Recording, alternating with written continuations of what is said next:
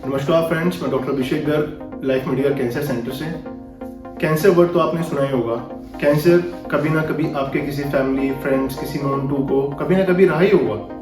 तो आपने इसके साथ में एक स्क्रीनिंग वर्ड भी सुना रहेगा। तो स्क्रीनिंग वर्ड के बारे में हम जानते हैं डॉक्टर नीरज गोयल सर से, जो कि रिनॉन सीनियर कैंसर सर्जन है दिल्ली में। Welcome sir. तो सर, मेरा आपसे फर्स्ट क्वेश्चन ये है कि स्क्रीनिंग होता क्या है? डॉक्टर अभिषेक, देखिए, जो स्क्रीनिंग वर्ड है स्क्रीन, मतलब आप किसी को स्क्रीन कर रहे हो, आप किसी की जांच कर रहे हो, आप किसी को समझ रहे हो। जी सर। तो ये जो स्क्रीनिंग टेस्ट है, इसका मतलब है कि मैं ऐसे टेस्ट जो किसी नॉर्मल इंसान में कर रहा हूँ, मैं मरीज की बात नहीं कर रहा हूँ, मैं नॉर्मल इंसान की बात कर रहा हूँ, कि आपको एक ऐसा टेस्ट मैंने किया जिससे मेरे को पता लग गया कि कहीं आपको कैंसर तो नहीं है। तो वो स्क्रीनिंग टेस्ट है, मतलब आप फिट हो, मैं आपको कैंसर के लिए स्क्रीन कर रहा हूँ, तो ये स्क्रीनिंग टेस्ट है। Okay sir. सर, मेरा नेक्स्ट क्वेश्चन आपसे ये रहेगा कि हमें टेस्ट क्यों करवाने चाहिए? देखिए, आपके जो हमारी जो डेफिनेशन है स्क्रीनिंग की, उसी के अंदर उसका आंसर भी आ गया कि मैंने नॉर्मल पेशेंट को स्क्रीन करना है। इसका मतलब है कि मैं ऐसे टेस्ट आपके अंदर करूं, आपको कोई सिम्टम नहीं है, आपको कोई लक्षण नहीं है, मैं ऐसे टेस्ट करूं कि आपका कैंसर जब अगर डेवलप हुआ है तो मैं उसको जल्दी से जल्दी अर्ली स्टेज में पकड़ पाऊँ। क्योंकि आपको कुछ सिम्टम डेवलप हुआ नहीं है, तो इसका मतलब है कि कैंसर इन ऑल लाइवलीहुड आपके शरीर में फैला नहीं होगा या बड़ा नहीं होगा। तो ऐसे टेस्ट जिससे मेरे को आपके कैंसर के होने का जल्दी से जल्दी पता चल जाए, इसलिए मेरे को स्क्रीनिंग टेस्ट करने की आवश्यकता है। तो सर, ये जो स्क्रीनिंग टेस्ट होते हैं हमें कब करवाने चाहिए? ये हमारा सबसे इम्पोर्टेंट क्वेश्चन ये रहता है कि डॉक्टर अभिषेक, स्क्रीनिंग टेस्ट कब करानी चाहिए, बहुत इंपॉर्टेंट क्वेश्चन है। स्क्रीनिंग टेस्ट कराने के लिए मैं आपसे एक या दो चीजें आपकी बोलना चाहूँगा कि भाई आपको समझना है मेरा रिस्क कितना है, मेरे कैंसर का रिस्क कितना है। कहने का मतलब मेरा रिस्क कैंसर का, एक तो हमारी नॉर्मल पॉपुलेशन है, उसमें 100 मरीज 100 लोग हैं जैसे एक पॉपुलेशन है, उन सबका रिस्क बराबर है क्योंकि हम एक ही एरिया में रह रहे हैं, सब रह रहे हैं। तो मैं सबकी स्क्रीनिंग कर सकता हूँ, पर मेरा कॉस्ट इफेक्टिवनेस नहीं होती है क्योंकि मेरी कॉस्ट बहुत ज़्यादा बढ़ जाती है। पर अगर मैं उन लोगों को स्क्रीन करूं जिनका रिस्क ज़्यादा है, फॉर एग्जाम्पल जैसे आपकी फैमिली में किसी को कैंसर रहा हो, आपके ब्रदर मदर फादर किसी को भी कैंसर रहा हो, तो आपका कैंसर का रिस्क इंक्रीज हो जाता है। तो ये वाली कैटेगरी के जो पेशेंट्स हैं, ये वो पेशेंट्स भी, मतलब नॉर्मल जो इंडिविजुअल्स हैं, ये वो हैं जिनको स्क्रीनिंग टेस्ट कराने चाहिए कि भाई मेरे परिवार में या मेरे किसी रिश्तेदार को स्क्रीनिंग टेस्ट हुआ, कैंसर हुआ था, तो मेरे को उसी कैंसर से बचना है या उसके जो भी दूसरे सिंड्रोमिक कैंसर एसोसिएशंस हैं उनसे बचना है, तो मैं अपना स्क्रीनिंग टेस्ट कराना शुरू करूँ। कुछ टेस्ट होते हैं जो हम नॉर्मल पॉपुलेशन को भी एडवाइस कर सकते हैं क्योंकि they are quite cost effective.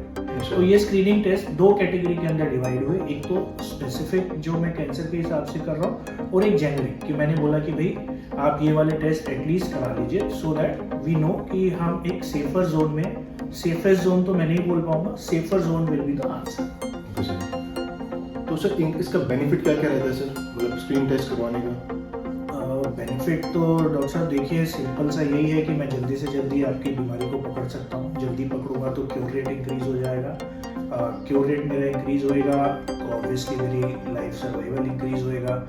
Second चीज़, मैं जितना जल्दी पकड़ूंगा उतना मेरा ट्रीटमेंट पे खर्चा भी कम आएगा। तो ये कुछ बेनिफिट्स हैं स्क्रीनिंग टेस्ट के। इसको जब भी हम करते हैं लार्ज स्केल पर, अगर हम इसको सोचने की कोशिश करें, लार्ज स्केल पर अगर गवर्नमेंट इसको करना चाहती है तो हमारा जो कॉस्ट है उसका बहुत ज़्यादा इंक्रीज हो जाता है। तो we have to get the screening test done, I would say my personal opinion would be on to a selected population. Means कि भाई आप, जैसे मैंने पहले बोला कि आप किसी हाई रिस्क ग्रुप में आ रहे हो या हाई रिस्क जोन के अंदर आप आ रहे हो, तो आपको ये वाले स्क्रीनिंग टेस्ट कराने चाहिए। If you are an individual कि भाई मेरे को अपनी वेल बीइंग समझनी है, okay, there are certain test that we get done. Okay sir. तो सर, जैसे लोग का मेन क्वेश्चन ये आता है कि जब हम स्क्रीनिंग टेस्ट कोई भी टेस्ट करवाते हैं, क्या स्क्रीनिंग टेस्ट करवाने के बाद इनका भी कोई साइड इफेक्ट्स है? देखिए सर, स्क्रीनिंग टेस्ट के साइड इफेक्ट समझने से पहले मैं अपनी तरफ से एक सवाल डालूंगा कि स्क्रीनिंग टेस्ट है क्या। Yes sir.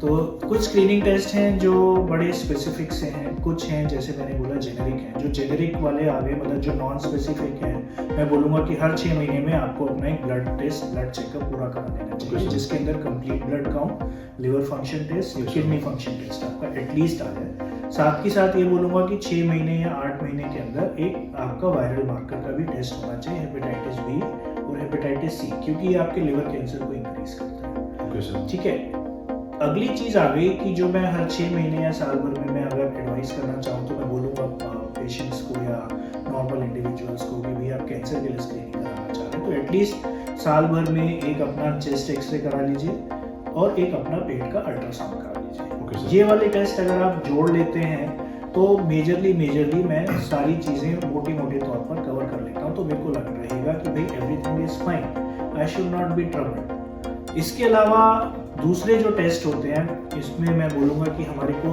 2 टेस्ट और ऐड करने चाहिए, स्पेशली महिलाओं और पुरुषों में मैं डिवाइड करूँ तो जो पेशेंट्स पुरुष हैं हमने CBC, LFT, KFT सब में कराना है, चेस्ट एक्सरे, अल्ट्रासाउंड हमने दोनों सेक्सेस में कराना है, मेल्स एंड फीमेल्स में। अगर हम पुरुषों की बात करते हैं तो मैं बोलूँगा कि उनके अंदर प्रोस्टेट स्पेसिफिक एंटीजन जो हमारे कार्सिनोमा प्रोस्टेट के लिए होता है, और दूसरी चीज़ हमारे जो स्टूल फॉर ओकल्ट ब्लड, मतलब आपने स्टूल का टेस्ट किया देखने के लिए कि उसके अंदर कोई ब्लड तो नहीं है, मैं विजिबल ब्लड की बात नहीं कर रहा हूँ, ओकल्ट मतलब आप माइक्रोस्कोप में जो देखते हैं तो वो ओकल्ट ब्लड होता है, वो आपके इंटेस्टाइन से कहीं भी ब्लीडिंग के रिस्क को बताता है, तो ये टेस्ट हमें ज़रूर कराने चाहिए।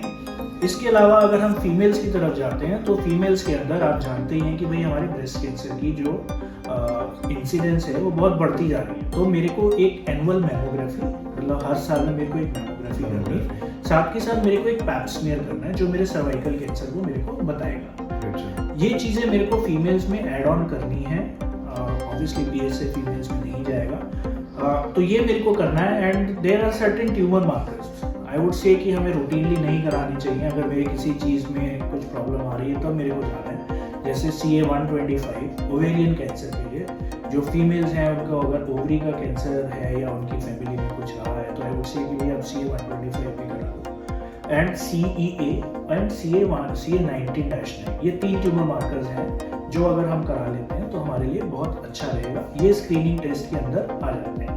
अब मैं इसको ऑर्गन स्पेसिफिक लेके जाऊँ, ऑर्गन स्पेसिफिक जाने में अगर मैं ब्रेस्ट के लिए जैसे हमारा मेमोग्राफी हो गया, कोलन के लिए हमारा जो बड़ी आंत है उसके लिए हमारी एंडोस्कोपी जिसको हम फुल लेंथ कोलोनोस्कोपी बोलते हैं वो हमारा हो गया। यूजुअली वो एवरी 2 to 5 years एडवाइस किया जाता है, या stool occult blood test positive आने पे। तीसरी चीज़ हो गई हमारी लिवर कैंसर के लिए, जिसमें हम बोलते हैं कि भाई अल्ट्रासाउंड प्लस अल्फा फीटोप्रोटीन आप करा लीजिए, तो ये हमारा एक स्क्रीनिंग टेस्ट है। एक इम्पॉर्टेंट स्क्रीनिंग टेस्ट यहाँ पर आ जाता है जिसको मैं बोलूँगा लंग कैंसर के लिए, जिसको हम बोलते हैं लो डोज CT थोरैक्स, मतलब आपने कम रेडिएशन के साथ आपने थोरैक्स का छाती का एक CT स्कैन किया, उससे हम लंग कैंसर को पकड़ सकते हैं, अर्ली स्टेज में पकड़ सकते हैं। तो ये कुछ स्क्रीनिंग टेस्ट हैं जो जेनेरिक एंड ऑर्गन स्पेसिफिक हैं। सर जो ऑर्गन स्पेसिफिक टेस्ट हैं ये हमें कितनी ड्यूरेशन पे करवाने चाहिए? देखिए यूजुअली जैसे इन्वेजिव टेस्ट हो गए, कोलोनोस्कोपी हुआ, उसको हम बोलते हैं एवरी 2 to 5 years, और जो नॉन इन्वेजिव टेस्ट हैं, बाकी सारे जो टेस्ट हमने बोले for example low dose CT या mammography, at least they should be done annually. और जो हमारे ब्लड टेस्ट हैं जेनेरिक CBC, LFT या KFT, उसको हमें हर 6 महीने में करा लेना चाहिए। अल्ट्रासाउंड भी आई वुड से कि हमें हर 6 महीने में करा लेना चाहिए, स्पेशली अगर हम बात करते हैं गॉल ब्लैडर कैंसर्स की और लिवर कैंसर्स की, तो अल्ट्रासाउंड पे बहुत अच्छे से जल्दी से पकड़े जाते हैं। तो ये कुछ टेस्ट हैं। अब आपका दूसरा सवाल था साइड इफेक्ट्स, तो हम इन्हीं चीज़ों से साइड इफेक्ट की बात कर सकते हैं कि भाई फॉर एग्जांपल जैसे मेरी मैमोग्राफी हो रही है या मेरा CT स्कैन हो रहा है तो मेरे को एक रेडिएशन का रिस्क है, ठीक है, थ्योरेटिकली पॉसिबल है कि भाई वो भी आगे जाके कहीं ना कहीं आपके कैंसर्स को डेवलप कर सकते हैं, but that is very less. अगर मैं कॉस्ट बेनिफिट मतलब रादर बेनिफिट और हार्म को एनालिसिस करूँगा तो बेनिफिट इज मोर, मेरे को फ़ायदा ज़्यादा है। तो इसके अलावा और कोई मेजर नहीं है भाई मैंने खून लेना है, एक्सरे करने हैं, तो ऐसे कोई मेजर साइड इफेक्ट्स नहीं है। इसको हम एक नॉर्मल पॉपुलेशन में अगर हम करते हैं तो हमारे लिए बड़ा इम्पोर्टेंट हो जाता है। एंड सर मेरा नेक्स्ट क्वेश्चन आपसे रहेगा कि सर हमें इसके लिए जैसे खाली पेट टेस्ट करवाने होते हैं तो इन टेस्ट के लिए हमको कुछ प्रिपेयर रहना पड़ता है, कुछ प्रिपरेशन करना पड़ेगा स्पेसिफिकली? देखिए कोई ऐसी स्पेसिफिक प्रिपरेशन नहीं है। Okay. आपको बस आपका प्रिपरेशन ये है कि आपको समझना है मेरे को स्क्रीनिंग करानी है। खाली पेट हो या भरे पेट हो, उससे हमारे किसी भी टेस्ट में फर्क नहीं पड़ रहा। ऑब्वियसली अल्ट्रासाउंड के लिए आप जाएंगे तो आपको खाली पेट बोला ही जाएगा।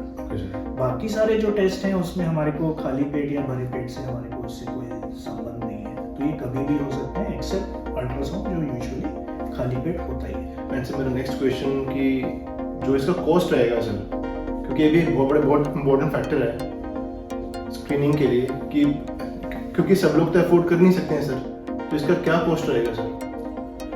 सर देखिए स्क्रीनिंग की जो कॉस्ट है ना, आई वुड से कि भाई इट ऑल डिपेंड्स कि आप कहाँ पे करा रहे हो। आप प्राइवेट हॉस्पिटल में करा रहे हो या गवर्नमेंट हॉस्पिटल में करा रहे हो। गवर्नमेंट यूजुअली स्क्रीनिंग पैकेजेस को प्रोवाइड नहीं कराती। एक ही हमारा सिंपल सा जो मैंने बताया कि ये आप टेस्ट अपने खुद करा सकते हैं, क्योंकि आजकल जितनी भी प्राइवेट लैब्स हैं वो कुछ ना कुछ पैकेज प्रोवाइड करा रही हैं, तो आपको वो पैकेज सर्च करना पड़ेगा। कॉस्ट क्योंकि वेरी करेगी तो मैं कोई कमेंट नहीं कर पाऊँगा। जो बिगर हॉस्पिटल्स हैं they are coming with screening packages, उसके पास आप जाएं, ज़रूर उनके स्क्रीनिंग पैकेजेस को लीजिए, क्योंकि वो कॉस्ट इफेक्टिव है। अगर हम इंडिविजुअल इन्वेस्टिगेशन कराते जाएंगे तो that will be very costly, but अगर आप उनको बोलेंगे कि भाई स्क्रीनिंग पैकेज लेना है तो आपकी कॉस्ट काफ़ी कम हो जाएगी एंड इट इज़ डूएबल। कर सकते हैं उसको, रादर मैं बोलूँगा हमें करना भी चाहिए।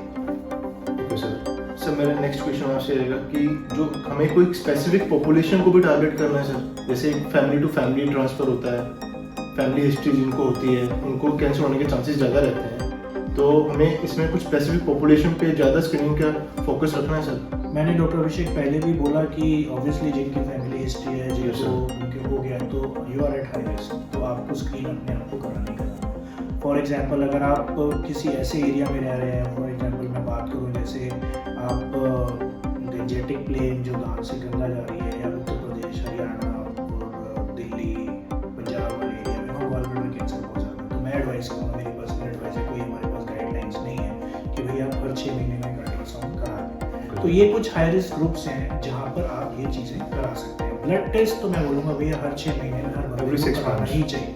Okay sir, thank you so much, आपने हमारे को स्क्रीन टेस्ट के बारे में बताया। आई थिंक जो सर ने अभी हमको इन्फॉर्मेशन दी है, इससे आप लोगों को काफ़ी पता चला रहेगा कि हमको स्क्रीनिंग टेस्ट कब करवाने हैं एंड क्यों करवाने हैं। And thank you so much.